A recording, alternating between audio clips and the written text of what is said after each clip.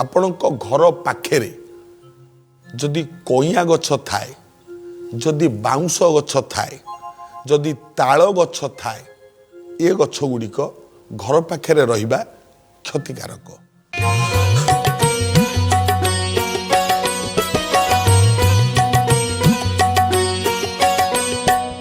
ଜ୍ଞାନୀ ଭକ୍ତ ବନ୍ଧୁ ମାନେ, ଗଛ ଲଗେଇବାଠୁ ବଡ଼ ଧର୍ମ ଦୁନିଆରେ କିଛି ନାହିଁ।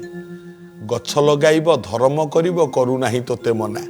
ଗଛଟିଏ ଲଗେଇଲେ ଧର୍ମ ହେଇଥାଏ। ଗଛ କେବେ କାଟିବାକୁ ଚେଷ୍ଟା କରିବେନି, କାରଣ ବୃକ୍ଷ ହିଁ ଜୀବନ, ଆଉ ବୃକ୍ଷ ପାଇଁ ଆମେ ସମସ୍ତେ ବଞ୍ଚୁଛନ୍ତି, ଏଇଟା ସତ କଥା।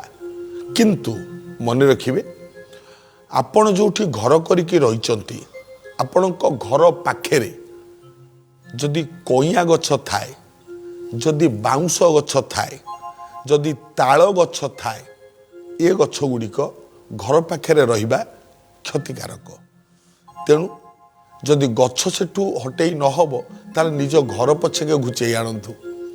ଏ ତିନୋଟି ଗଛ ନିହାତି, କଇଁଆ ଗଛ, ବାଉଁଶ ଗଛ ଏବଂ ତାଳ ଗଛ, ସବୁ ଦୃଷ୍ଟିରୁ ବିଚାର କଲେ ଯଦି ଅଲଗା ମତରେ ବି ବିଚାର କରିବା, କଇଁଆ ଗଛଟି ଆଦୌ ଶୁଭଦାୟକ ଗଛ ନୁହଁ, ତେନ୍ତୁଳି ବୃକ୍ଷ ଯାହାକୁ କହନ୍ତି। ଆଉ ବାଉଁଶ ଗଛ ଯଦି ଘର ପାଖରେ ରହିବ, ତାହେଲେ ସାପ ରହିବେ। ବାଉଁଶ ବୁଦା ମାନଙ୍କରେ ବିଷାକ୍ତ ସାପ ମାନେ ରହନ୍ତି।